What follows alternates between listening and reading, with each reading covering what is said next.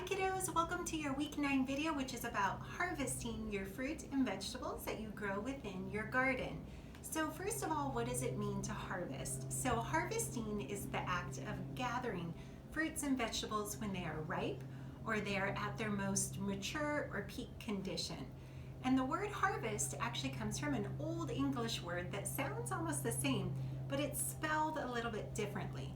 And this word used to be, many years ago, also a word that was used to describe the season of autumn or fall.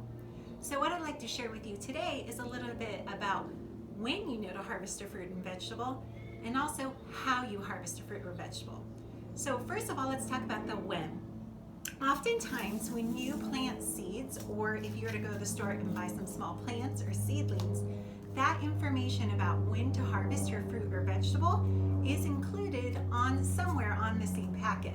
So for example, these carrots, it says that it takes 60 days plus until your carrots are ready for maturity.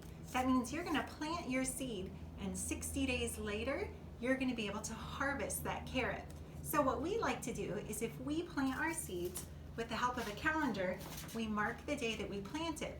And knowing that there are 30 to 31 days in a month, we know that 60 days later is going to be about 2 months later. So that information is on a seed packet and oftentimes also included on a tag that comes with your seedling. Another way that you can know when a fruit or vegetable is ready is really just by recognizing the traits of that fruit or vegetable and just using your eyes and your hands to know when it's at its peak condition. So for example, for this pomegranate, I'm not going to harvest this pomegranate if it's still small and still kind of green or yellow, but once that it's nice and red and a good size, I know that it's the perfect time to pick that fruit. Or if you were to think of broccoli or cauliflower, you're going to want to harvest and use some sort of pruners. You're going to want to harvest that when the head is of a good size, and then also that it's all still compact and not too spread out. So you just have to kind of think about what you already know about the fruit or vegetable, and then use your eyes and use your hands. So let's talk a little bit about how to harvest your fruit and vegetables. First of all, your hands should be clean. Then you're going to want to look with your eyes and also your hands, and you're really going to want to pick the vegetables or the fruits in the warmer seasons when it's at its peak condition. So think before you look and think, well, what kind of tool am I going to use to harvest? Our hands are often our best tools, but maybe you want to use a small shovel, or you want to grab a pair of scissors or some pruners. So think about the tool that you're going to use. And then you want to handle the plant and the leaves very carefully. If you're harvesting the entire plant, then that's a little bit easier. But if you're just harvesting a portion of the plant, make sure that you carefully trim or pull so that you're not taking the entire plant out. And just a little tip, if you're harvesting kale or lettuce, oftentimes you can get a lot of food from those plants.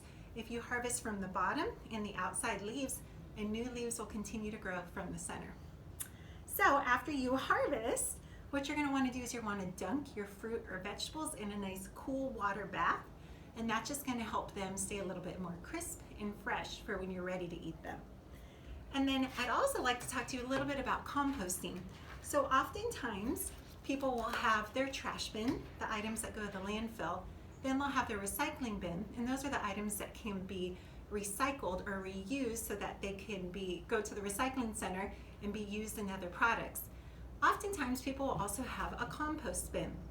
So for example, if you're harvesting carrots, you're going to eat the root part of the plant, but those leaves you may not eat.